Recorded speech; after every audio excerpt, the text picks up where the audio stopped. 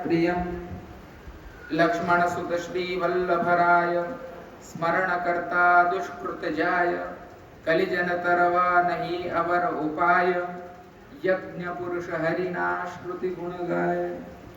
श्री विठ्ठल सुखकारी नामे निष्पाप थाय नर नारी दुर्गति सकल निवारी प्रगट्या श्री ब्रजपति रास विहारी। अंगुष्ठचोषकं गूढरसपोषकं स्वल्पसन्तोषकं कृष्णचन्द्रं गोपिकाजनमनोन्मोदसम्पादनं तदभिलषितकृतौ विगततन्द्रम्।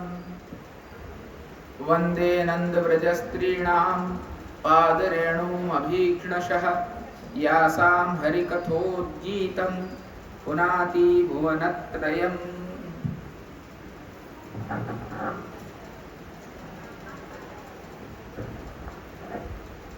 उपस्थित બધા વૈષ્ણવો,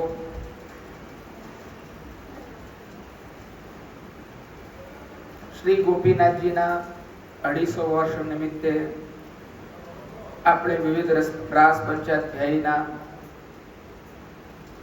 સત્ર કરી રહ્યા છીએ। તેમાં આજે 8મા સત્રનો ત્રીજો દિવસ છે। આપણે ગોપી ગીતનો આરંભ કર્યો ગઈકાલે અને એમાં આપણે શ્રવણ કરી રહ્યા છીએ। જયતિ તેધિકમ જન્મના વ્રજ શ્રેયતિ ઇન્દિરા શશ્વદત્રિ દૈત દૃષ્ટિતામ દીક્ષુતાવકા त्वयि धृता सर्वस्त्वां विचिन्वति। हे भगवान, हे प्रिय, आपना जन्मथी ब्रजनो वैकुंठ करता पण विशेष उत्कर्ष थयो छे। कारण के लक्ष्मीजी पण अहिया हमेशा आश्रित रहे छे। हे प्रिय, आपना जन आपना माटे प्राण धरनारा छे। एमणे प्राण आपना माटे धर्या छे अने आपने ए बधी दिशाओमां शोधी रह्या छे। जुओ दृश्यता। आ प्रकारे आपणे गईकाल सुधी जोयुं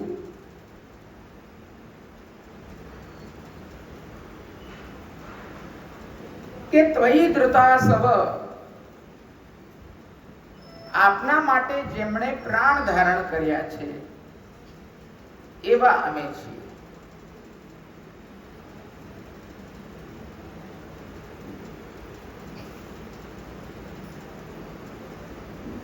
આપના વિશે જેમણે પ્રાણ ધારણ કર્યા છે એવા આપના ભક્તો, એવા ગોપીજનો આપને દિશાઓમાં શોધે છે, એમને જુઓ।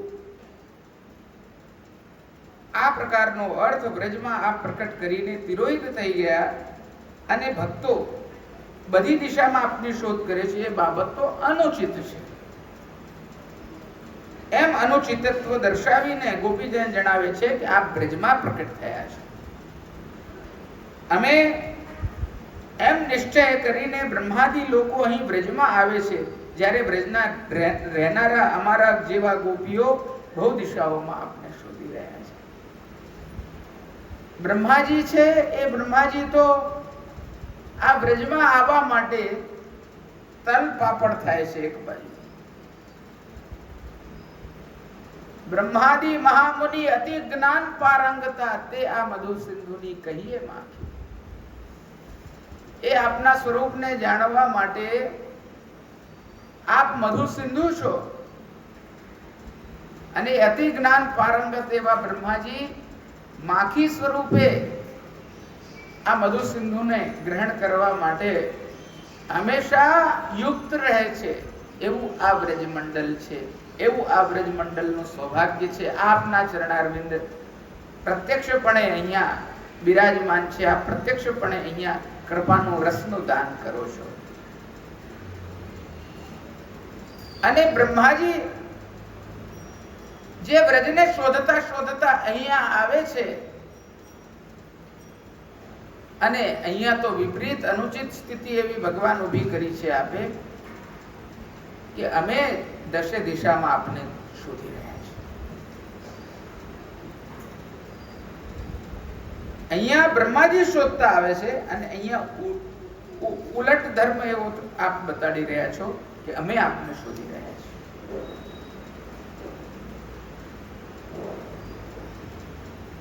અરે બ્રજમાં રહેનારા લોકોમાં ભક્તિ જ નથી, નહીં તો તેઓ ભગવાનના વિરહથી મરી જાય. પણ બ્રજના લોકો ગોપીજનો મરી ગયા નથી, એટલે તેઓ ભગવાનના ભક્તો નથી, અને તેથી તેવા આ ભક્તો ભગવાનને જુએ એવા બરોબર છે. આ પ્રમાણે જો શંકા કરવામાં આવે કે ગોપીજન ભક્ત જ નહીં હોય સારા એટલે ભગવાન જતા રહ્યા, તો એ શંકાને દૂર કરવા માટે કીધું ત્વયી ધૃતાસવ. એમના માટે જ આ પ્રાણ ધારણ કર્યા છે આમણે. જો ભક્ત ન હોત તો આવું કહેવાનું કારણ જ ન બનતું કે આપના માટે અમે પ્રાણ ધારણ કર્યા છે. આપણે એટલે સામાન્ય કહેવત નથી, અરે આ તો બહુ અમૂલ્ય મણી છે. અમૂલ્ય મણી છે તો એનું શું, તો એની વીંટી બી એવી હોવી જોઈએ. આ વીંટી આના માટે જ બની છે, આ જ રત્ન માટે બની છે. તો અહીંયા આ જ વસ્તુ છે કે તમારા માટે જ અમે પ્રાણ ધારણ કરેલા છે.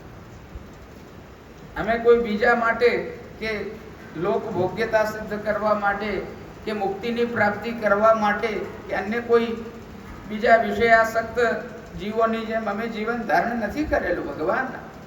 અમે આપના માટે આ જીવન ધારણ કરેલું છે, આ પ્રાણ ધારણ કરેલા છે. જ્યારે આ જ વસ્તુ જો ભગવાન જ્યારે મથુરા ગમન કરશે ત્યારે પણ આ જ વચનો ગોપીજનો કહેવાના છે.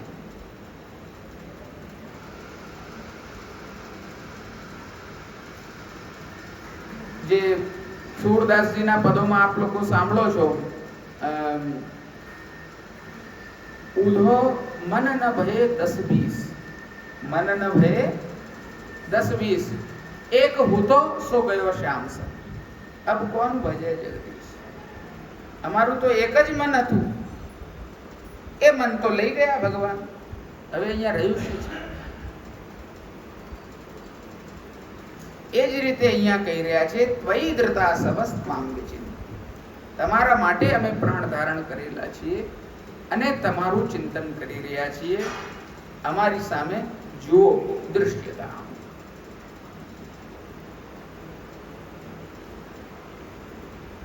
અમારા પ્રાણનો આપને જરા પણ ઉપયોગ નથી, એમ જે ક્ષણે જ અમે જાણીશું તે જ ક્ષણે અમે અમારા નિરુપયોગી પ્રાણને ત્યાગી દઈશું.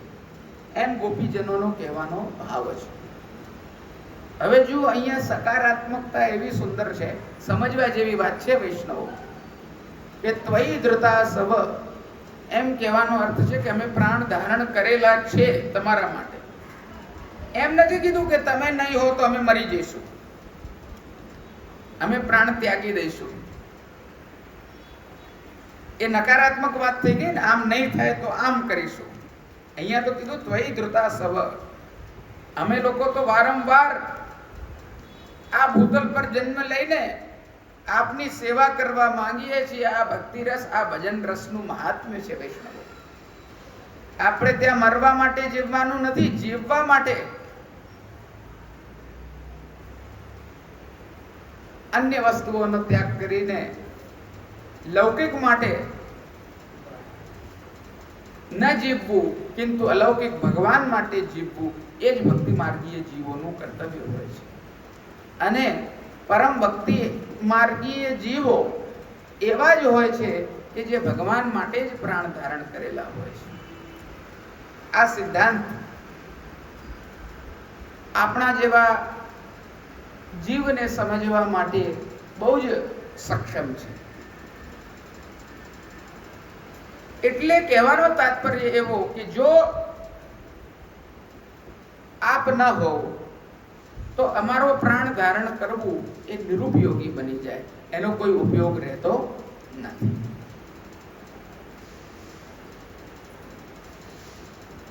જરાક વિલંબ થતા જ પ્રાણ જતા રહેશે, તેથી જ પ્રાણને આશ્વાસન આપવા માટે જ અમે ગોપીઓ આપને શોધી રહ્યા છીએ. નહીં તો સવારે આપ પાછા બ્રજમાં નક્કી આવવાના જ છો, અને અત્યારે રાત્રિ અમે આપની શોધખોળ કરીએ તે વ્યર્થ જ છે એમ માનીને અમે બ્રજમાં ચાલ્યા ગયા હોત.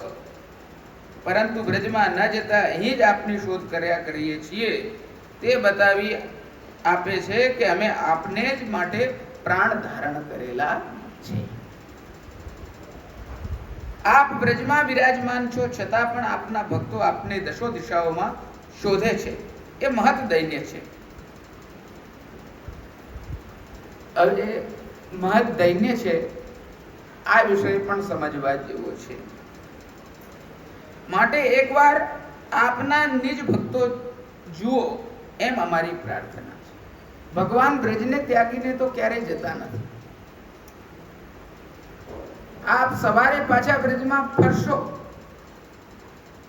પણ અત્યારે રાત્રિમાં પણ અમે પ્રાણ જે ધારણ કરેલા છે તે આપના માટે છે. એટલે જુઓ દૃશ્યતા. ગોપીજન ભગવાનને દૈત પ્રિય એ પ્રમાણે સંબોધન કરે છે. તેથી પતિનું દર્શન ન થાય તો સ્ત્રીઓએ જીવવું યોગ્ય નથી એમ નિરૂપણ કરવામાં આવ્યું છે. જો કે ભગવાન ગોપીજનના દર્શન કરે તેથી ગોપીજનનો કોઈ પણ પુરુષાર્થ સિદ્ધ થાય નહીં. તો પણ ગોપીજનનું દૈન્ય દેખીને તેમને ભગવાન પોતાના સ્વરૂપનું પણ બરોબર દર્શન કરાવે એમ ભગવત દર્શન માટે જ ગોપીજનો અમને જુઓ એ પ્રમાણે પ્રાર્થના કરે છે. તાત્પર્ય એવો છે કે એમને ભગવાનને જોવા છે, પણ અમને જુઓ એ કેમ કહી રહ્યા છે કે અમે લોક વૈદિકના અન્ય ધર્મો ત્યજીને આપના માટે અહીંયા રાત્રે રોકાયેલા છીએ, એટલે અમને જુઓ. હવે આ વસ્તુથી નિશ્ચિત રૂપે આપને બધાને સમજ પડતી હશે કે આ જે ગોપીજનો છે તે અન્ય પૂર્વા છે, વિવાહિત સ્ત્રીઓ છે. એમના વાક્યો ઉપરથી મહાપ્રભુજી આ વસ્તુનો સાર બતાડી રહ્યા છે. અને જે પ્રમાણની અહીંયા ચર્ચા કરવામાં આવી છે તે સાત્વિક રાજસી ચર્ચા છે. એટલે અહીંયા આ અન્ય પૂર્વા ગોપીજનો કે જે વિવાહિત છે પૂર્વથી, એમનું લક્ષણ બતાડ્યું કે આ પ્રકારના એમના વાક્યો છે. સમજાયું ને વૈષ્ણવ? આ દરેક વચન જે છે તે આગળ પણ આપણને જોવા મળશે. આ પ્રમાણે પહેલા શ્લોકમાં ગોપીજનનું દૈન્ય અને યોગ્યતા અયોગ્યતાનું જે વર્ણન કરવામાં આવ્યું તે ઉપરથી એમ જણાય છે કે ગોપીજન સાત્વિક રાજસ છે. સાત્વિક તામસી ગોપીજન તો મારો વધ ન કરો, તમસ વૃત્તિ જે છે તે નાશ સાથે સંકળાયેલ છે. સત્વવૃત્તિ ઉત્પન્ન થવા માટે છે, કેમ કે ત્વયી ધૃતાસવ, તમારા માટે અમે જન્મ લીધો છે. સમજાય છે? અને પાલન માટે સત્વ ગુણ છે. આ પૂર્વની રાજસી ગોપી કીધી, રાજસી સાત્વિક. હવે અહીંયા નાશ ધર્મ બતાડશે આગળ, એટલે આગળની ગોપી જે છે તે સાત્વિક તામસી છે એવું અહીંયા કહી રહ્યા છે. એમ પ્રાર્થના કરવા માટે શરદ ઉદાસય શ્લોકમાં કહે છે કે ભગવાનના દર્શન ન થવાથી વધ થાય છે. શરદ ઉદાસયે સાધુજાત સસરસી જોદરશી શ્રી મુષાદૃષા સુરતનાથ તે શુલ્ક દાસિકા વરદ નિઘ્નતો નેહ કેમ વધ. એ સુરતનાથ, શરદ ઋતુના સરોવરમાં સુંદર રીતે ઉત્પન્ન થયેલા કમળની અંદર રહેલી લક્ષ્મીને હરણ કરનારી દૃષ્ટિથી આપ અમને શુલ્ક દાસીઓને અથવા ધર્મદાસીઓને મારો છો. તે શું વરદાન આપનાર એવા ભગવાન શું આ ઘાત નથી? આ અમારો વધ નથી કરતા આપ કે આ દૃષ્ટિથી અમને શુલ્કદાસીઓને મારો જ છો ને બીજું શું કરો છો?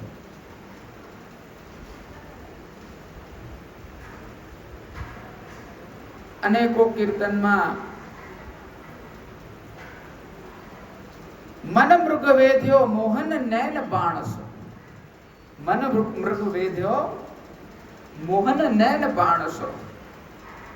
તિલકના પદોમાં એક આ પદ આવે છે.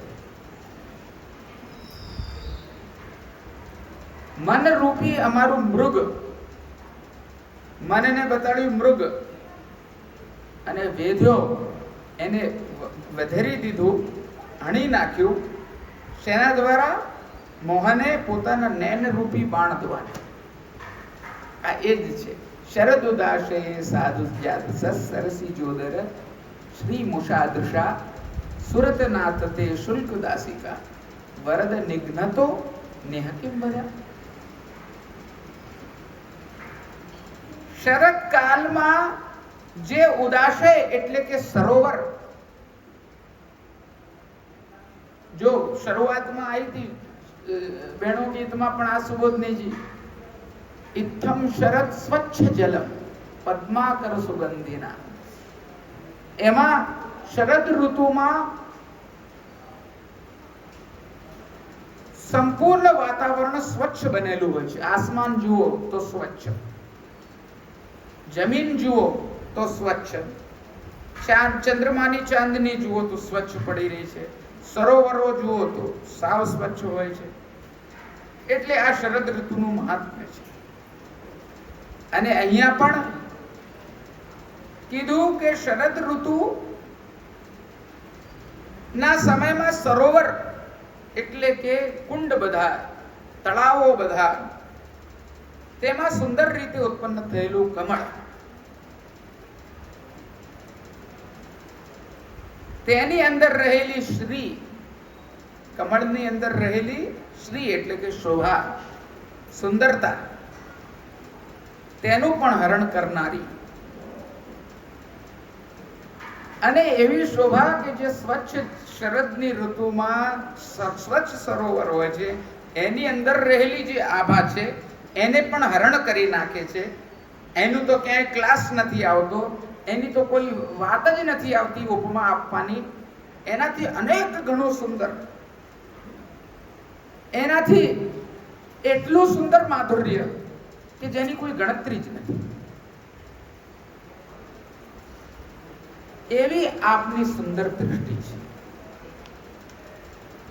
હવે આપણે ભગવાનને કમલ નયન કહીએ છીએ, એ જ વસ્તુ છે. પણ કમળ કેવો? આભાવાળો કમળ, સાદો કમળ નહીં.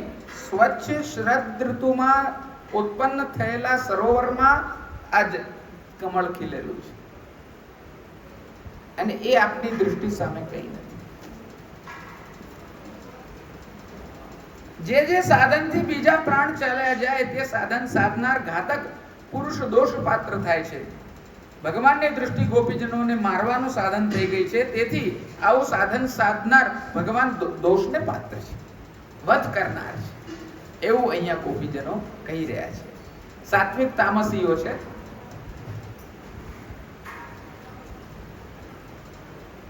पिया तेरी चितवन ही मैं टोना,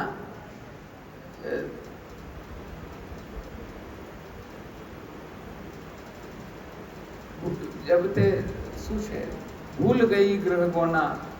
આ બધું જે પણ બધા પદો છે નિત્યના પદોમાં આવે છે. મારા ધ્યાન બહાર જતું રહે છે. એ હવે એની સિઝન હવે આવશે ત્યારે પાછું. ચિતવન એટલે કે દૃષ્ટિ. દૃષ્ટિમાં જે છે તે ટોના એટલે કે જાદુ કરી દેવું. અને એ દૃષ્ટિ દ્વારા સંમોહન એવું થઈ રહ્યું છે કે ગોપીજનો કહી રહ્યા છે કે અમને અહીંયા તમે મારી નાખ્યા. મારી નાખ્યાનો અર્થ એમ થયો કે બીજી કોઈ વસ્તુના કામના અમે રહ્યા નથી. એટલે અહીંયા દોષને પાત્ર ભગવાનને બતાડે કે તમે હત્યા કરનાર છો, હણનાર છો, આ પ્રમાણે દૃષ્ટિથી વધ કરો છો એમ કહેવાથી ભગવાનની દૃષ્ટિ સર્વતોઘાત કરનારી છે એમ વર્ણન કરવામાં આવ્યું છે. આના આધારમાં ભાગવતજી પણ કહે છે કે ભગવાન દૃષ્ટિ માત્રથી જ આયુષ્ય, મન અને ઓજસનું હરણ કરનાર છે. લો મહાપ્રભુજી અહીંયા સુબોધનીજીમાં જબરદસ્ત વાત ટાંકી રહ્યા છે. કેવી વાત છે અહીંયા? આયુર્મનાંસી ચ દૃશામ સહ ઓજ આર્ચ દિતિ વાક્યાત તથા અસ્માનપી પ્રાયણ ક્રૂર દૃશ્યા પશ્યસી. હવે અહીંયા મહાપ્રભુજી આજ્ઞા કરે છે કે ભગવાન માત્ર દૃષ્ટિથી જ આયુષ્ય, મન અને ઓજસનું હરણ કરી નાખનાર છે. હવે આ જ વસ્તુ ભાગવતજીમાં બતાડેલી છે કે ભગવાનની દૃષ્ટિની અંદર શું સામર્થ્ય છે. જો ભગવાન દૃષ્ટિ કરે એ પહેલા ભ્રુભંગ કરે છે. આ ભ્રુકુટી જે છે તેને માત્ર ચલાવે છે, એનાથી આખી સૃષ્ટિ ઉત્પન્ન કરી છે. સમજવા જેવી વાત છે. ભ્રુભંગેથી સૃષ્ટિ નિપજી અતિ સુંદર બ્રહ્માંડ, 14 લોક નાના વૈચિત્ર્ય ભૂમંડલ નવખંડ. તો ભ્રુવ ચલન ભગવાનનું એટલું મહત્વપૂર્ણ હોય કે જેનાથી આખી સૃષ્ટિની રચના થઈ જાય છે ભ્રુકુટીના વિલાસ માત્રથી. તો પછી આંખથી જોવું, એક કૃપા દૃષ્ટિ કરવી, એક પ્રેમથી નિહાળવું એ ભગવાનનું કેટલું મહત્વપૂર્ણ છે. તો અહીંયા કહે છે કે માત્ર દૃષ્ટિથી આયુષ્યનું હરણ થઈ જાય, મનનું હરણ થઈ જાય અને ઓજસનું એટલે કે અંદર રહેલો જે તેજ છે એનું પણ હરણ આ દૃષ્ટિ માત્રથી થઈ જાય છે. જો કે આ પ્રયોગ ભગવાન અસુરો પર પણ કરતા હોય છે કે દૃષ્ટિ માત્રથી એ લોકો કઈ યુદ્ધ કરવાને લાયક નથી રહેતા. એવા વર્ણનો મળે છે ઘણી જગ્યાએ. તો અહીંયા ગોપીજનો એ વસ્તુ સાથે સરખામણી કરી રહ્યા છે, એક રસમય સરખામણી કરી રહ્યા છે કે એટલા ભગવાન રસાત્મક છે કે આપની દૃષ્ટિથી અમે લોકો હણાઈ ગયા છે. જો કે ભગવાનની દૃષ્ટિ આનંદમય છે અને તે પરમાનંદનું જ દાન કરે છે, કોઈનો ઘાત કરતી નથી. છતાં પણ વિરહ અવસ્થામાં સ્મરણ કરવામાં આવતી દૃષ્ટિ ઘણો ક્લેશ આપે છે. તેથી ભગવાનની આ આનંદમય દૃષ્ટિમાં ગોપીજનોને ઘાતકનું ભાન થાય છે. એટલે ભગવાનના કાલાદી રૂપમાં જે સર્વઘાતક દૃષ્ટિ છે તેનું નિરૂપણ આ આનંદમય દૃષ્ટિને વિશે ગોપીજનોએ કર્યું છે. મેં કીધું એમ આ રસમય દૃષ્ટિથી ગોપીજનો ભગવાનને જોઈ રહ્યા છે. એમાં એ ઘાતકપણું જે અસુરો પ્રતિ ભગવાન દૃષ્ટિ કરીને ઓજસ, મન અને આયુષ્યનું હરણ કરી લે છે તે વસ્તુ અહીંયા ગોપીજનો પોતાની સાથે પણ રસમય દૃષ્ટિથી બતાડી રહ્યા છે કે આપે અમારા પ્રાણ હણી લીધા છે આ દૃષ્ટિ માત્રથી.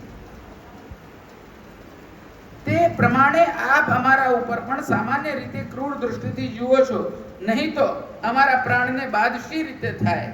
આપનું સ્વરૂપ તો આનંદમય છે. આપ આનંદમય સ્વરૂપ છો, અમને તો દેખો જ છો, પણ આપનું આનંદમય સ્વરૂપ અમને દેખાડતા નથી. અમને તો જુઓ જ છો, અમને ખબર છે, પણ અમને આપના સ્વરૂપનું દર્શન કરાવતા નથી.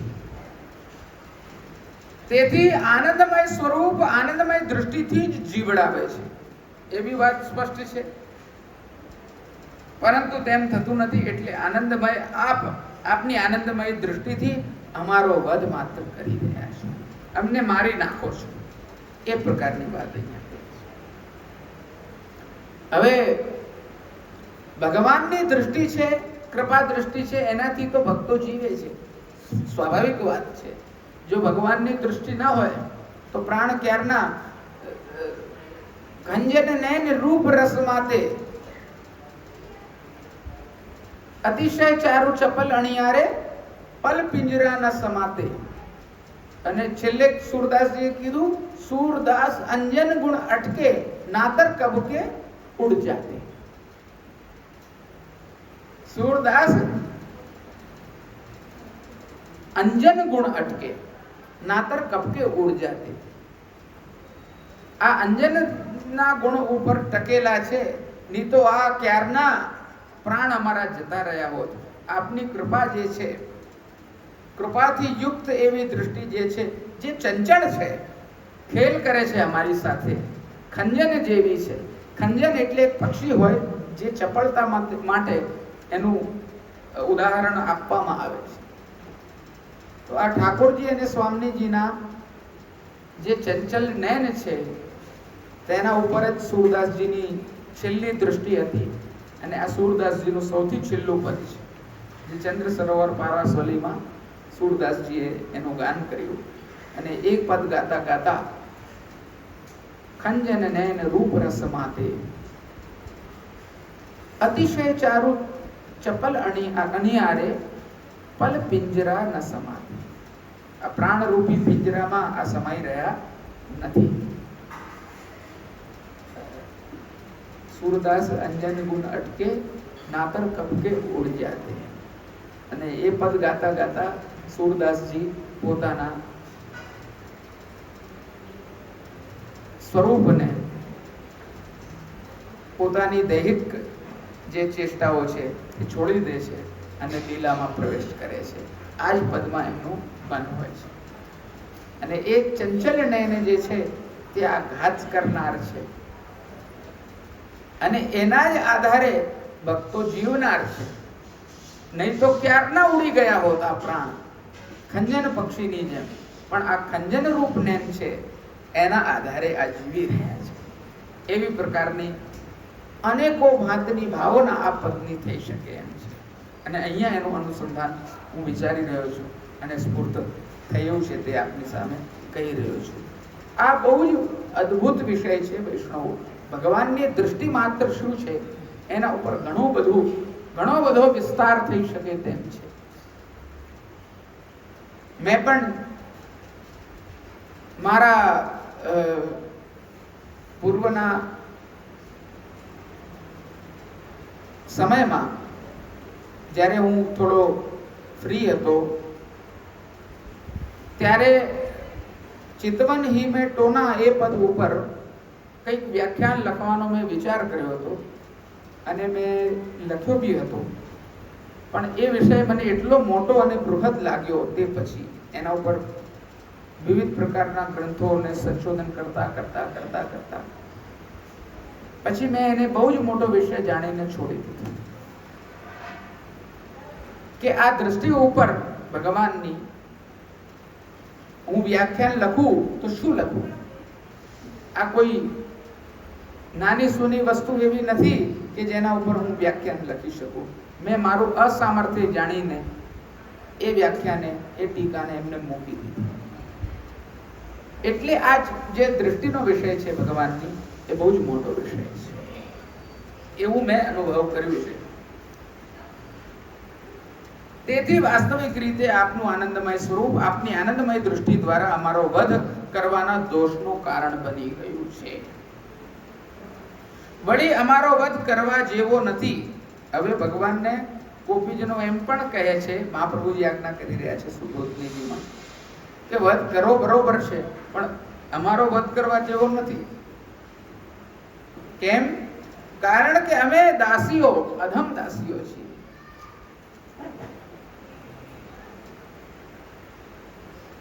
શુલ્ક દાસિકા, શુલ્ક દાસીઓ છીએ અમે। શું છીએ? અમારો વધ કરવાની આપને આવશ્યકતા નથી। અમે તો આપના ચરણોમાં પડેલા છીએ અને જે શરણાગત હોય, જે આશ્રિત હોય એને કોઈ દાડો મારવામાં આવતો નથી। યુદ્ધનો પણ નિયમ એવો છે વૈષ્ણવો, જ્યારે સામેવાળો સરેન્ડર કરી દે તો એને છોડી દેવામાં આવે છે, એના પ્રાણ ત્યાગ બચાવી લેવામાં આવે છે। નથી હોતું યુદ્ધમાં એવું જ થાય છે ને। ઝઘડો બહુ મોટો બોમ્બાર્ડમેન્ટ થાય, આ થાય તે થાય, સૈન્ય કાર્યવાહી થાય અને જે લોકો પકડાઈ ગયા હોય આરોપીના સ્વરૂપે એ સરેન્ડર કરી દે સફેદ ઝંડી બતાડીને તેમને છોડી દેવામાં આવે છે, કેદ કરી લે અને મૂકી રાખે બહુ હોય, પણ એમના પ્રાણ લઈ લેવામાં આવતા નથી. અને અહીંયા આ ગોપીજનો પણ એ જ રીતે કહી રહ્યા છે કે અમે તો આપને શરણાગત શુલ્ક દાસીઓ છીએ, આપના ચરણારવિંદમાં પડેલી કિંકરીઓ છીએ, અમારો વધ કરવો એ આપના માટે ઉચિત નથી. અમે શુલ્ક વેચાતી લીધેલી એવી દાસીઓ છીએ, અને આપ કોણ છો? સુરતનાથ છો. સુરતનાથ શુલ્ક દાસિકાનો વધ કરે એ તો સર્વથા અનુચિત છે. હે ભગવાન, આપ સર્વ પુરુષાર્થ સિદ્ધ કરનારા છો, તેથી મનુષ્યોના અધિકાર પ્રમાણે આપના સંબંધ જે છે તે નક્કી થયેલા છે. જેમ ધર્મ માર્ગમાં હે ધર્મપાલક કહેવાય, હે બ્રહ્મણ્ય, હે યજ્ઞેશ્વર ઇત્યાદિ સંબંધોથી ધર્મી પુરુષ ભગવાનને સંબોધે છે. હવે અહીંયા સંબોધન શું છે? સુરતનાથ.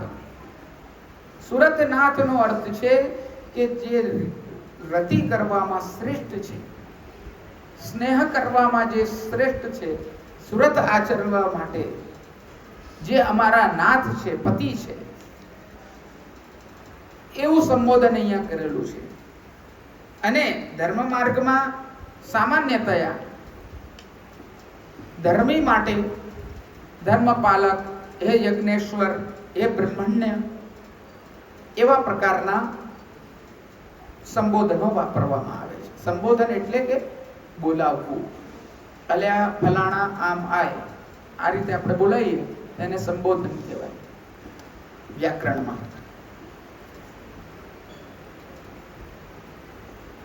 હે કૃષ્ણ, અમારી આ વાત સાંભળો. તો હે કૃષ્ણ જે થયું તે સંબોધન થયું. હે રામ, અહીંયા કે છે હે સુરતનાથ,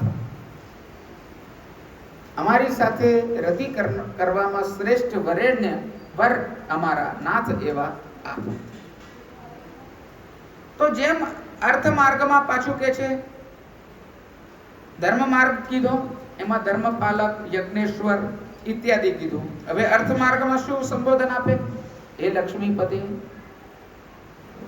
હે સર્વસિદ્ધિદ, સિદ્ધિ પ્રાપ્ત કરનારા ઇત્યાદિ સંબોધનો અર્થાર્થી પુરુષ ભગવાનને સંબોધે છે.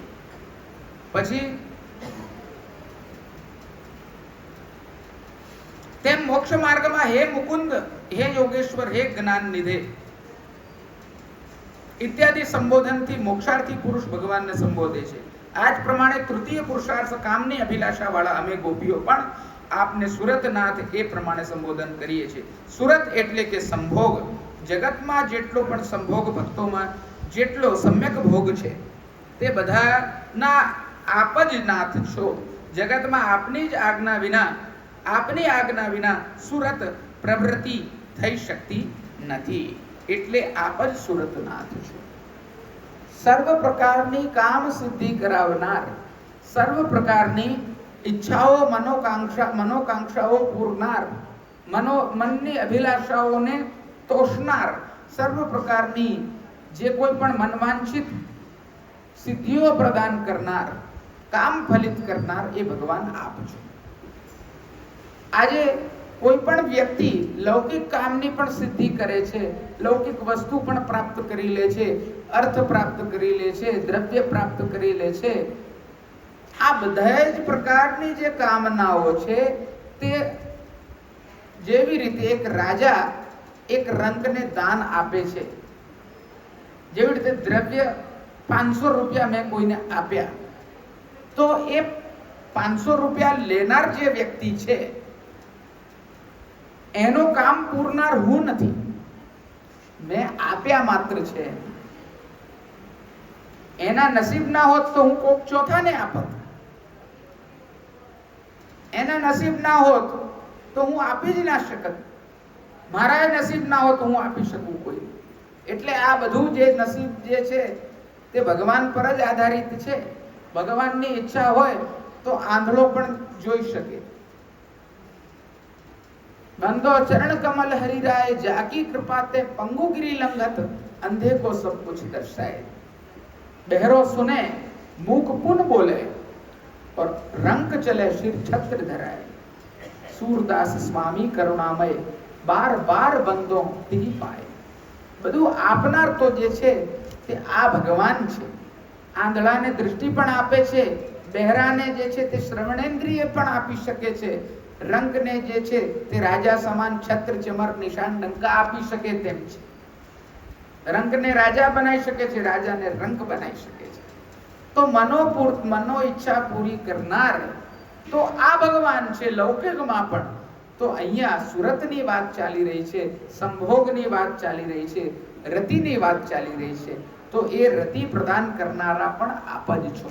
અહીંયા અલૌકિકત્વેના જીવ બ્રહ્મના સંબંધમાં કે લૌકિક એ પ્રકારનો અહીંયા તાત્પર્ય સમજાવવામાં આવ્યો છે. એટલે આપની જગતમાં આપની આજ્ઞા વિના સુરત પ્રવર્તી શકતું જ નથી. સુરતને પ્રવર્ત કરનાર જ આપ છો. ભગવાને રમણ ક્રિયા સ એકાકી નરમંતે તદ્વિતીયમ એચ્છત વિચારીને પતિ ચ પત્ની અભવતામ પોતે જ પત્ની સ્વરૂપ બની ગયા સ્વામીજીને પ્રકટ કર્યા. ત્યાંથી આપની પ્રવૃત્તિ ચાલુ થઈ રહી છે. તો આ જગતમાં જે કંઈ પણ વર્તી રહ્યું છે ભગવાન આપની કૃપાથી વર્તી રહ્યું છે. આ સ્નેહ પણ જે અહીંયા વર્તી રહ્યું છે અમારા હૃદયમાં, તેનો આરંભ તો આપે જ કરેલો છે. આપ જ સુરતનાથ છો. રત એટલે કે લૌકિક ભોગ, તે તો સૃષ્ટિના આરંભ કાલથી જ પ્રવર્તે છે. એટલે તેના માટે ભગવાનની આજ્ઞાની અપેક્ષા રહેતી નથી. કારણ કે સૃષ્ટિની માફક લૌકિક ભોગ પણ ચાલ્યા જ કરે છે. આ પ્રમાણે વસ્તુ સ્થિતિ હોવાથી શું સારા પ્રકારનું અલૌકિક શોભન રૂપ જે રત છે, જે રમણ છે, તે સુરત કહેવાય છે. અને તેને સમ્યક ભોગ એટલે સમ્યક પ્રકારેણ ભોગ, સમ્યક પ્રકારથી કરેલું ભોગ એવું સંભોગ પણ કહેવામાં આવે છે. આ સુરત આપની આજ્ઞાથી જ ઈચ્છાથી જ અમારામાં પ્રવર્તે છે. હવે સુરતનો અર્થ અહીંયા એ રીતે કર્યો છે, વ્યાખ્યા એ રીતે કરી છે કે સામાન્ય રતિ તો લૌકિકમાં હોય છે. લૌકિકમાં પણ રતિ હોય છે. એક સ્ત્રી એક પુરુષ સાથે રતિ ક્રીડા કરે છે, રતિ ક્રિયા કરે છે. તો શું અહીંયા એ પ્રકારનું છે રત? તો કે રત નથી, આ સુરત છે. સમ્યક પ્રકારનો રત છે, સમ્યક પ્રકારનો ભોગ છે. એટલે શું આગળ લાગવાથી વિશેષણ અહીંયા એ બતાડવામાં આવ્યું છે, વિશેષતા એની એ બતાડવામાં આવી છે કે આ જે છે અમારો આપના પ્રત્યેનો જે છે સ્નેહ તે ભક્તિનું આચરણ છે, ભક્ત્યાચાર છે, પ્રેમ લક્ષણા ભક્તિ છે. જો અહીંયા ભક્તિ ફેક્ટર કાઢી નાખો તો જેવી રીતે લૌકિકમાં આ બધી ક્રીડાઓનો અર્થ કાઢવામાં આવે, સામાન્ય સ્ત્રી પુરુષની જે એકબીજાના પ્રત્યેની આકર્ષણની વૃત્તિ કે કામ વાસના હોય છે તે પ્રકારનો અર્થ થઈ જાય અને એ તો વિઘટનકારી અર્થ થઈ જાય. એટલે અહીંયા આ લોકો પણ જે વિચારી કરીને પોતાના શબ્દનો પ્રયોગ કરી રહ્યા છે અને સુરતનો શબ્દ ઉચિત પ્રકારે મહાપ્રભુજીએ આપણને વિશ્લેષણ કરીને બતાડ્યો છે. આ સુરતનો અર્થ શું છે? આ સામાન્ય રતિ નથી, આ સુરત છે. જો તે સુરત અલૌકિક રમણ આપના જ વિષય રહે તો અલૌકિક ભક્તો પણ શૂન્ય હૃદય થઈ જાય. એમ આપની ઈચ્છા જાણીને બ્રહ્માએ આપની પ્રાર્થના કરી અને તે જ પ્રકારમાં અમને પ્રકટ કર્યા છે કે જેનાથી રસની પ્રવૃત્તિમાં જે પ્રતિબંધ હોય તે દૂર થાય. તેથી જ ગોપી ગીતના 4થા શ્લોકમાં કહેવામાં આવશે, વિઘ્ન સાર્ધિતો વિશ્વગુપ્ત સખ ઉદય નામ સાત્તા મૂલે. બ્રહ્માએ જેની પ્રાર્થના કરી છે એવા ભગવાન કામ પણ ભગવદીય છે, મન પૂર્વ રૂપ છે અને વાણી ઉત્તર રૂપ છે. તેથી ભગવાને પ્રથમ મન ઉત્પન્ન કર્યું અને પછીથી પોતાની પ્રિયાઓમાં ભક્તોમાં અલૌકિક ભાવ પ્રવર્તાવે તેવી વાણી ઉત્પન્ન કરી. આ હેતુથી જ સુબોધનીજીમાં આજ્ઞા પદ મૂકવામાં આવ્યું છે. એટલે આપના આજ્ઞાથી આ વસ્તુ થઈ રહી છે. એ વસ્તુનું વિશ્લેષણ સુબોધનીજીમાં શું છે એ આ પૂર્વાચાર્યો કરી રહ્યા છે અન્ય પ્રકાશ અધિકમાં. હવે અહીંયા બીજું પણ વિશ્લેષણ કરી રહ્યા છે પૂર્વાચાર્ય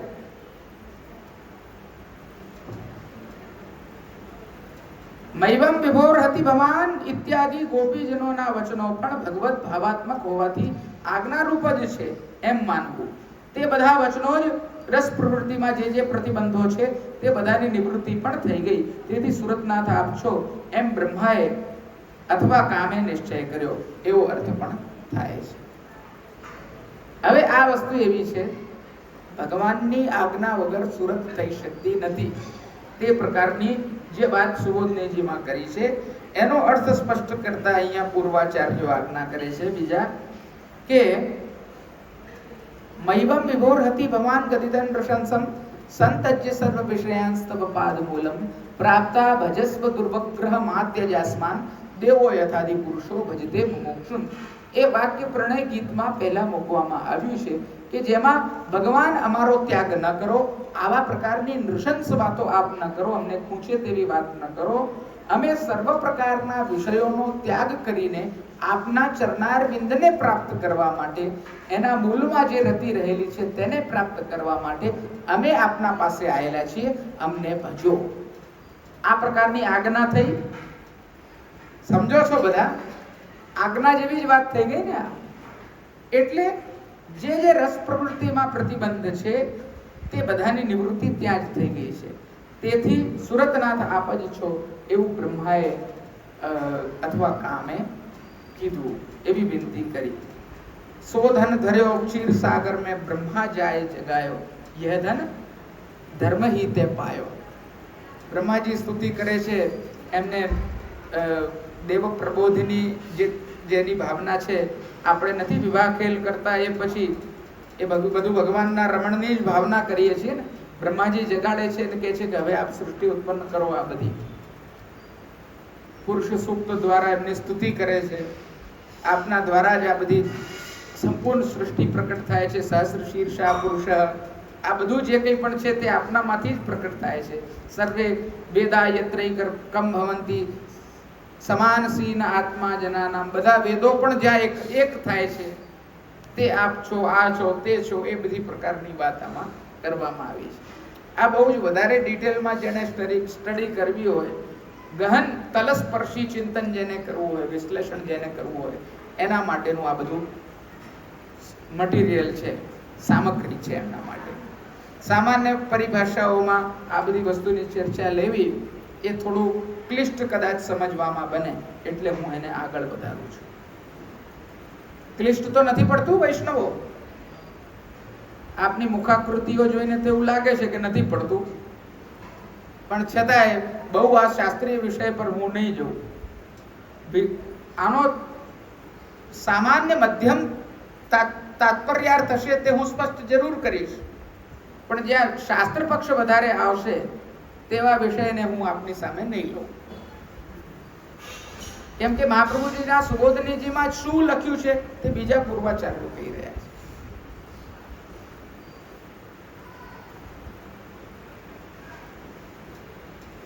બ્રહ્માજીએ અથવા કામે ભગવાનમાં રહેલા રમણ કરવાની ઈચ્છારૂપી ભાવે જગતમાં ભગવદીઓમાં સુરતની પ્રવૃત્તિ માટે અમને શુલ્ક દાસિકા તરીકે બ્રહ્માજીએ પ્રકટ કરી છે. હવે આ સર્ગમાં વિસર્ગ બ્રહ્માજીનું ઉત્પન્ન થવું, વિસર્ગમાંથી સ્થાનાદિક લીલા થવી અને એમાંથી અમે પ્રકટ થયા છીએ. બ્રહ્માજીએ અમને પ્રકટ જે કર્યા છે ભગવાન આપના માટે કર્યા છે. આ નિજ પરિકરની સૃષ્ટિના જીવ છે. દૈવી સૃષ્ટિમાં પણ પુષ્ટિના જીવ છે, પરા સૃષ્ટિના જીવ છે. અને આ ભક્તો, આ ભગવાનની શુલ્ક દાસિકાઓ આ માત્ર આ સર્ગમાં પ્રકટ થયેલી માત્ર નથી. કહેવાનો તાત્પર્ય એમનો એ છે, તમે અમારા આદિ સુરતનાથ છો. પતિ તરીકે અમે આપને જ જોયા છે, આપ જ પ્રકટ થયા છો. ભૃભંગની સૃષ્ટિમાં આ બધી જ જે લીલા સૃષ્ટિ છે એ બધાના પતિ ભગવાન જ છે. પણ અહીંયા બ્રહ્માજી અમને જે પ્રકટ કર્યા છે એનું કારણ પણ, ભૌતિક કારણ પણ અહીંયા ગોપીજનો કહે છે કે સુરતનાથ, અમારા સુરતનાથ આપ છો. એટલે પૂર્વમાં વિચારેલી જે વાત છે કે ભાઈ આમને સુરતનાથ કોઈ યાર સમજીને કર્યો હશે કે અન્ય પુરુષ સાથેના સમાગમને વિચારીને કર્યો હશે, તેવી વાત નથી. એ તો વાત એનાથી જ કપાઈ જાય છે, પૂરી થઈ જાય છે કે મૈવમ વિભોર હતી ભગવાન ગતિ તત્ પ્રશંસમ સંતજ સર્વ વિષયાંસ્તવ પાદ મૂલમ પ્રાપ્તા. અમે સંતજ સારી રીતે સર્વ વિષયો વાસનાઓને ત્યાગ કરીને આપના ચરણારવિંદમાં પ્રાપ્ત થયા છીએ. એના દ્વારા જ એ વસ્તુ સૂચિત થઈ જાય છે કે આ શુલ્ક દાસિકાઓ પોતાના પતિ સ્વરૂપે, પોતાના સુરતનાથ તરીકે આ જ ભગવાનને પહેલેથી પૂર્વથી જે છે તે ભજી રહ્યા છે. એટલે આ એ જ સૃષ્ટિ છે કે જે ભગવાને પહેલા ભૂતલ પર પ્રકટ કરી છે અને પછી ભગવાન પોતે એ સૃષ્ટિમાં પ્રકટ થયા છે. એટલે આપણે જે વાત કરી રહ્યા હતા, જુઓ, રસાશક્તિના વર્ણનમાં, અન્વેષણ લીલામાં અને અનુકરણ લીલામાં, કે સૌથી પહેલા ભગવાનની આસક્તિ પ્રકટ થાય છે, પછી ભગવાનની લીલા પ્રકટ થાય છે, ભગવાનનું સ્વરૂપ પ્રકટ થાય છે. એમ જ ભગવાન પણ આ ભૂતલ પર સૌથી પહેલા પોતાના લીલા પરિકરને મોકલે છે અને પોતે પ્રકટ પછી થાય છે. આ પ્રકારની આ વાત છે. જેવી રીતે નંદ મહોત્સવમાં પણ આપ જોશો વર્ણન બધું, પી પહેલે પહોંચી જાય અતિ આનંદ ભરી, લઈ ભીતર ભવન બોલાય તબ શિશુ પાએ પરી. આ પણ આજ રાધા સહચારીજીનું વર્ણન છે એવું અમારા તાજી આજ્ઞા કરતા કે સૌથી પહેલા દર્શન કરવાની ભાવના આ સહચારીજીને થઈ, જેમને ભગવાન ચોટી ગૂંથન લીલા અને આ બધી જે આપણે જોઈ પૂર્વમાં, એ જ સ્વામીજીના પ્રમુખ સહચારી છે. એ જ સ્વામીજી જાણે કે પોતે જ એમનું સ્વરૂપ છે અને એ જ સહચારી સૌથી પહેલા આવીને ભગવાનના દર્શન કરવા માટે પહેલે પહોંચી જાય અતિ આનંદ ભરી. એ તો રાહ જોઈ ગયા છે આટલા વર્ષો ક્યારે ભગવાન પ્રકટ થશે. તેથી કામરૂપી અલૌકિક ભગવત લીલા રૂપી ત્રીજો એ વાત થઈ ગઈ આપણી.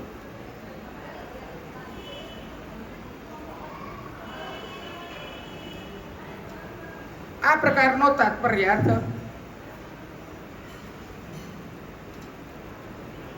બ્રહ્માજીએ અમને પ્રકટ કર્યા એ વાતનો છે. એના ઉપર ઘણો શાસ્ત્રાર્થ પણ આગળ બતાડેલો છે, તે બધો હું નથી લેતો. હવે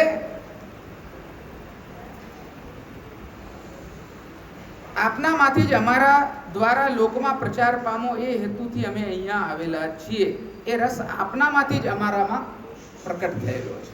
હવે આ રસ જે ગોપીજનોના મનમાં પ્રકટ થયેલો છે તે ક્યાંક બહારથી નથી આવ્યો, કે કોઈ બીજી વિષય વસ્તુઓ જોઈને નથી આવ્યો, કે બીજા શબ્દ સ્પર્શ રૂપ રસ ગંધાદિક કોઈ બીજાનાથી નથી આવ્યો, પણ આ ભગવાન આપનામાંથી આવ્યો છે. એટલે તે કાર્ય તો દૂર જ રહ્યું અને ઉલટો આપ અમને દૃષ્ટિથી મારો છો અને દૃષ્ટિથી તમે ઉપરથી અમને મારી રહ્યા છો. દાસીઓને, શુલ્ક દાસીઓને આશ્રય આપવાની જગ્યાએ આપ તો અમારું પોતાનું જ હનન કરી રહ્યા છો.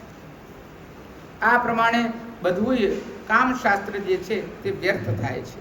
તેથી કામરૂપી અલૌકિક ભગવત લીલા રૂપી ત્રીજો પુરુષાર્થ પણ રહેશે નહીં. માટે સર્વથા જે અલૌકિક કામને માટે મોકલવામાં આવ્યા છે તે સુરત આપે સર્વથા સિદ્ધ કરવું જોઈએ. એટલે અહીંયા લૌકિક પુરુષાર્થ એવું કામ પણ રહ્યું નથી. જેવી રીતે જો અહીંયા કહેવાનો તાત્પર્ય આ વસ્તુ આખી ચાલી રહી છે તે સુરતનાથ શબ્દ ઉપર ચાલી રહી છે અને મહાપ્રભુજીએ ધર્માર્થી સંબોધનો, અર્થાર્થી સંબોધનો, કામાર્થી સંબોધનો અને મોક્ષાર્થી સંબોધનો ચારે બતાડ્યા લૌકિક પુરુષાર્થના. પણ અહીંયા સુરત શબ્દને એ રીતે સિદ્ધ કર્યું કે આ લૌકિક કામરૂપી પુરુષાર્થની સિદ્ધિ નથી, પણ અહીંયા આ અલૌકિક ધર્મ અર્થ કામ મોક્ષમાં કામ જે તૃતીય જે છે તે અલૌકિક છે, એની અંદર રહેલું લૌકિકત્વ કંઈ છે નહીં. એટલે અહીંયા માત્ર રતિને ધ્યાનમાં રાખીને કીધું હોત તો કદાચ એને લૌકિક કામવત ગણી શકાત, પણ અહીંયા સુરત કીધું છે એના દ્વારા સમ્યક પ્રકારનો રતિમય નાથ એવા ભગવાન એવું કહેવામાં આવ્યું છે. એ એનો આખો તાત્પર્ય છે. અથવા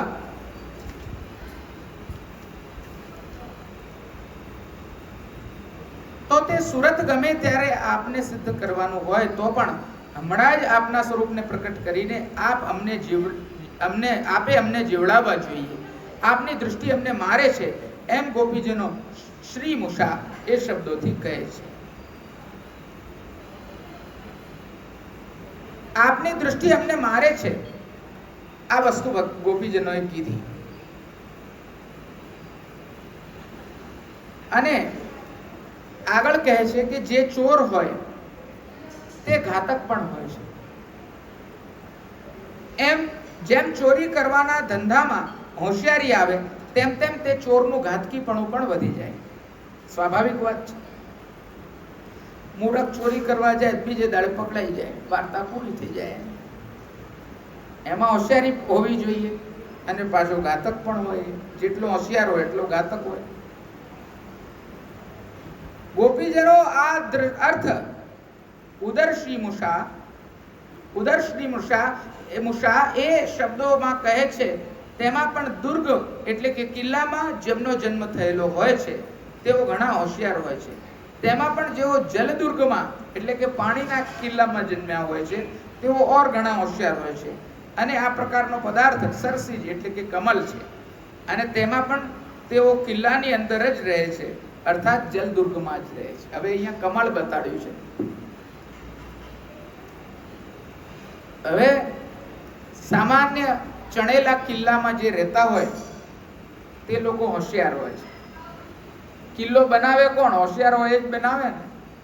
મૂર્ખ હોય તો ખુલ્લી મિલકત રાખે, કોઈ બી લૂંટી જાય. બાપાનો બગીચો, બોરી બામણીનું ખેતર, આ બધી કહેવતો આપણે ત્યાં બનાવેલી છે, હું નથી કહેતો.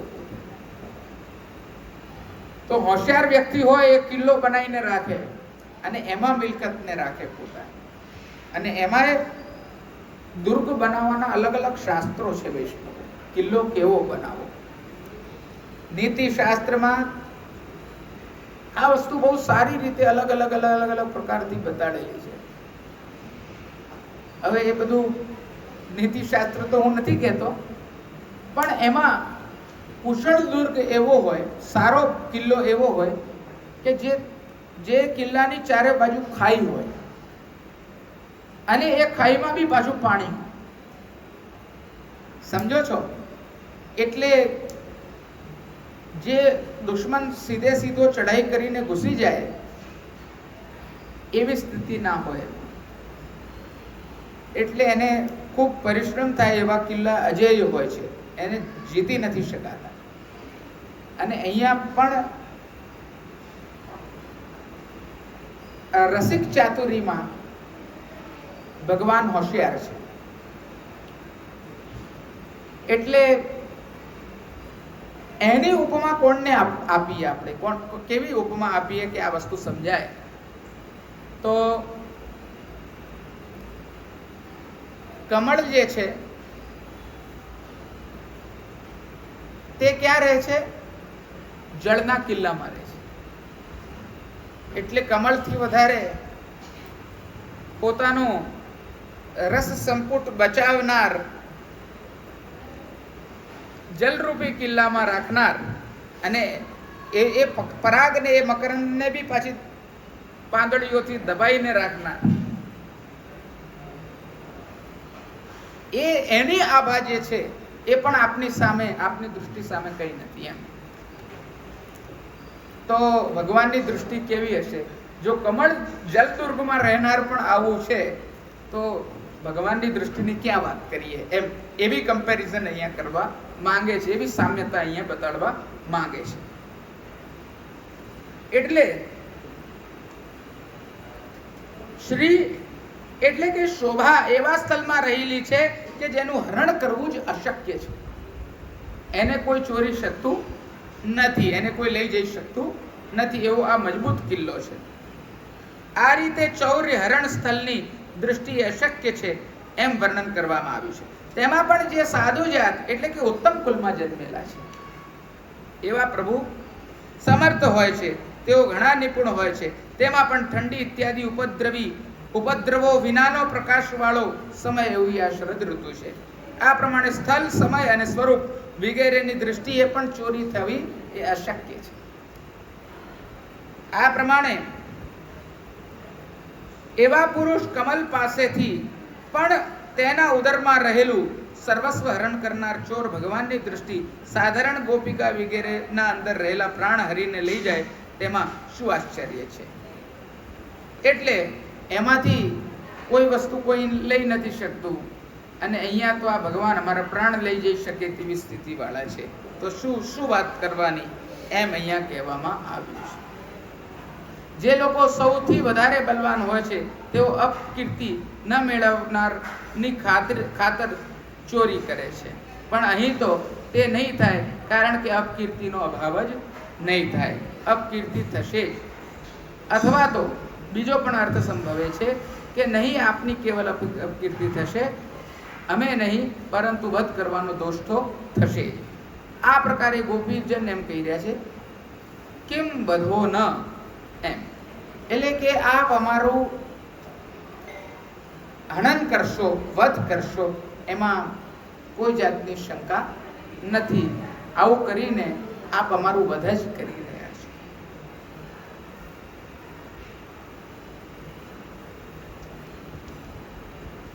હવે અહીંયા આગળ કહી રહ્યા છે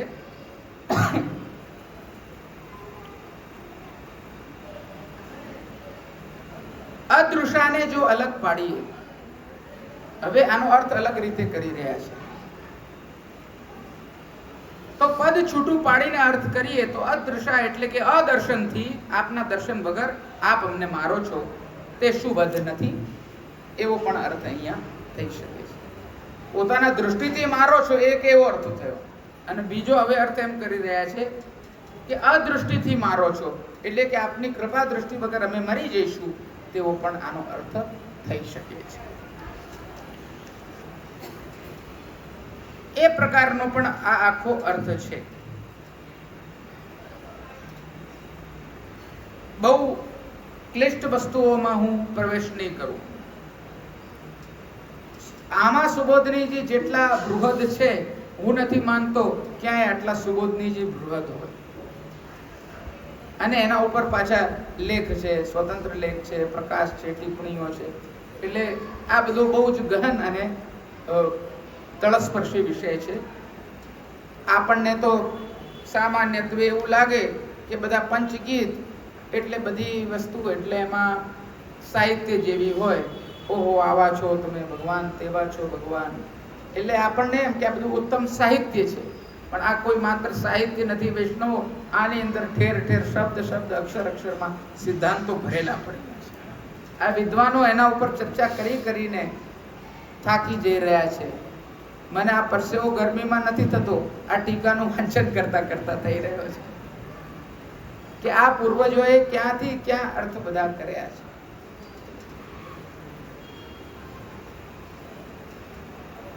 આ પ્રમાણે અનેક પ્રકારની ક્રૂરતાની ભાવના વડે કેટલાક ગોપીજનો ભગવાનને ઠપકો આપે છે. અંદર રહેલો રસ પુષ્ટ થયો હોય અને જો તે બહાર આવે નહીં તો તે રસ પૂર્ણ થાય નહીં. હવે જે રસ અંદર રહેલો છે તે બહાર પ્રકટ ના થાય તો એ રસ પૂર્ણ ના થાય. જેવી રીતે આપણે ત્યાં નંદ મહોત્સવ થાય છે, જન્માષ્ટમી હોય, નંદ મહોત્સવ થાય તો બધા વૈષ્ણવો ઠાકોરજી સામે આમ બેઠા રહે તો આનંદ પ્રકટ થાય? હા કે ના? હું આ સામાન્ય ભાષામાં સમજાવવાનો પ્રયત્ન કરું. જ્યાં પોતાની સુદબુદ્ધ જાય, ઊભા થઈને કૂદવા માંડે, ડોસીઓ એક દોઢ ફૂટ કૂદે, એવો આવેશ આવે. જ્યાં દહીં છે, આ ફલાણું છે, આ મિષ્ટાન છે, આ પ્રસાદ છે, આ ઢીંકણું છે, એવી બી બુદ્ધિ ના રહે. હાથમાં પ્રસાદ છે, પગમાં પ્રસાદ છે, માથે પ્રસાદ છે, આવી બી બુદ્ધિ ના રહે. તન્મયતા, તલ્લીનતા એ પરાકાષ્ઠા પર પહોંચી જાય કે ક્યાં કોઈ બી વસ્તુ દોષરૂપ ના રહે. એ જ તો ઉત્સવ છે. ઉત્સવની પરિભાષા શું છે? આ રાસોત્સવ છે, એ નંદોત્સવ છે. અને ધર્મશાસ્ત્રમાં પણ વૈષ્ણવો, હું સ્મૃતિના વાક્યો આપને બતાડી શકું છું, અનેકો સ્મૃતિમાં આ વસ્તુનું વર્ણન છે કે જ્યાં ઉત્સવ હોય છે ત્યાં મેળ જે છે તે નિત્યવત નથી હોતી, મર્યાદા જે છે તે નિત્યવત નથી હોતી. આપણે ત્યાં બડી અપ્રસનો ક્રમ હોય છે. ગોવર્ધન પૂજામાં ઠાકોરજી બહાર પધારે છે ત્યારે બડી અપ્રસનો ક્રમ હોય છે. આ બડી અપ્રસ શું છે એ ધર્મશાસ્ત્ર સ્મૃતિઓમાં સારી રીતે બતાડેલું છે. ત્યાં જે છે તે આ ઉત્સવોમાં આ વસ્તુ જે છે તે દોષરૂપ બનતી નથી. સ્પર્શાસ્પર્શ ઇત્યાદિ જે થાય છે એ પણ દોષરૂપ બનતા નથી. સામાન્યત્વે તમે આવો અને જે પ્રશ્નનું આચાર વિચારનું પાલન થતું હોય તે પ્રકારનો ઉત્સવમાં થોડું શિથિલ જ હોય છે. એનું કારણ આ છે. એટલે એમાં આનંદનો અતિરેક છે. આનંદનું બહાર પ્રકટ થવું, રસનું બહાર નિર્ગત થવું એ જ દોષરૂપતાને ઢાંકી દે છે, એવું કહેવાનું અહીંયા તાત્પર્ય છે. એટલે અંદર રહેલો રસ પુષ્ટ થયો હોય અને જો તે બહાર આવે નહીં તો તે રસ પૂર્ણ થાય નહીં. આ વસ્તુ સમજવી જોઈએ. તેથી તે પ્રકારે ઉપર જણાવેલા પ્રકારે આ શ્લોકમાં અન્ય પૂર્વ સાત્વિક તામસી ગોપીની વાણી બહાર નીકળી છે. એમની અંદર જે રસ છે તે બહાર પ્રકટ થયો છે. આ વસ્તુ સમજવી જોઈએ. બહુ જ સરસ રીતે અહીંયા મહાપ્રભુજીએ આ વસ્તુને બતાડી છે.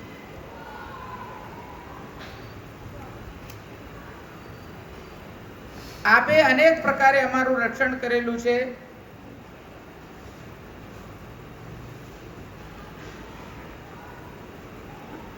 તો હમણાં પણ આપ અમારું રક્ષણ કરો. એ અન્ય પૂર્વ સાત્વિક સાત્વિક ગોપીજનો હવે આગળ કહેશે. આ સાત્વિક તામસી હતી, હવે સાત્વિક સાત્વિકી આવશે. એ એમ કહેશે કે હવે ભગવાન આપે આ પ્રકારે અમારું રક્ષણ કરેલું છે અને અહીંયા પણ અમારું રક્ષણ આપ કરો. રાજસીએ શું કીધું? આપના માટે જ અમે આ પ્રાણ ધારણ કરેલા છે. ઉત્પન્ન થવું, બરોબર, ઉત્પત્તિ કરવી એ બ્રહ્માજીનું કાર્ય છે ને, રજોગુણનું કાર્ય છે. એટલે રાજસી ગણ્યા, સાત્વિક રાજસી. પછી શરદ ઉદાશય સાધુ જાત સત્સરસી જોદર. આમાં કીધું શું કીધું? વરદ નિઘ્નતો નેહકિમ વદ. તમે અમારું વધ નથી કરી રહ્યા. આ તામસી વચન થયું, કેમ કે એમાં ક્ષય છે. હરવું, હરણ કરી લેવું, મારી દેવું ઇત્યાદિ વચનો જે છે તે તામસી વચનો છે. હરણ કરવાનું કાર્ય આપણે મહાદેવજીને ગણીએ છીએ, એમને તમોગુણના અધિષ્ઠાતા ગણીએ છીએ, બરોબર. હવે પાલન કરવાનું કામ કોણનું છે? તો સાત્વિકનું છે. સત્વના અધિષ્ઠાતા એવા વિષ્ણુ પાલન કરે છે. એટલે આ સાત્વિક સાત્વિકનું વચન આવશે, એમાં પાલન વૃત્તિ બતાડવામાં આવશે. આ બધું નક્કી કેવી રીતે થાય છે એ સમજાવું છું કે સાત્વિક સાત્વિક છે, સાત્વિક રાજસી છે, સાત્વિક તામસી છે. એનું નિરૂપણ જે છે તે આ વચનો દ્વારા સમજ પડે છે કે આ ગોપીજન કયા છે, આ અન્ય પૂર્વા છે કે અનન્ય પૂર્વા છે. આ બધા જે છે તે અન્ય પૂર્વા છે, જેમના પૂર્વમાં વિવાહ થયેલા છે. સમજાય વાત? પછી વૈષ્ણવ બધાને. હવે આગળ આવશે કે વિષ જલાપ્યયાત વ્યાલ રાક્ષસાત વર્ષ મારુતાદ વૈદ્યુતાનલાદ વૃષમયાત્મજાત વિશ્વતો ભયાત દૃષવતે વયમ રક્ષિતા. આપે અમારું આ પ્રકારથી રક્ષણ કરેલું છે. કયા કયા પ્રકારથી કરેલું છે, એની અંદર શું શું તાત્પર્ય છે, આ બધા દાખલા આપવાથી કઈ શી વસ્તુનું નિરૂપણ પ્રતિપાદન થઈ રહ્યું છે, આ બધી વાત આગળ મહાપ્રભુજી સુબોધનીજીમાં વર્ણન કરશે, જે આપણે કાલે જોઈશું. આજની વાર્તા આટલી આપણે રાખીએ. શ્રી મહાપ્રભુજીના ચરણારવિંદમાં, ગોપીનાથ દાદાના ચરણારવિંદમાં મારી વાણીને વિરામ આપું છું. આજની વાતનો સાર એ થયો કે ભગવાનની દૃષ્ટિ અથવા અદૃષ્ટિ બંને વસ્તુ અમારું વધ કરે છે. આ વસ્તુનું ચિંતન આ ગોપીજનો દ્વારા આપણને મળે છે. અને ભગવાનની દૃષ્ટિની અંદર રહેલી જે તાકાત છે એને જ સમજવાની આવશ્યકતા છે. આપણા પર ભગવત દૃષ્ટિ, ભગવત કૃપા દૃષ્ટિ એકવાર થઈ જાય, એકવાર ભગવાન દયા કરી દે, કૃપા કરી દે, કરુણા કરી દે, તો આપણે બીજી કોઈ વસ્તુની આવશ્યકતા રહેતી નથી. એ પ્રકારની દીનતા વૃત્તિ આપણા હૃદયમાં હોવી જોઈએ. આ વસ્તુ આમાં ઉપદેશ તરીકેનો, સાર તરીકેનો એક આચાર્ય સ્થાનથી ઉપદેશ કરું છું. હું આટલી વાત કહીને સંપૂર્ણ વાણીને વિરામ આપું છું. કૃષ્ણાર્પણમસ્તુ. શુભમ ભવતુ.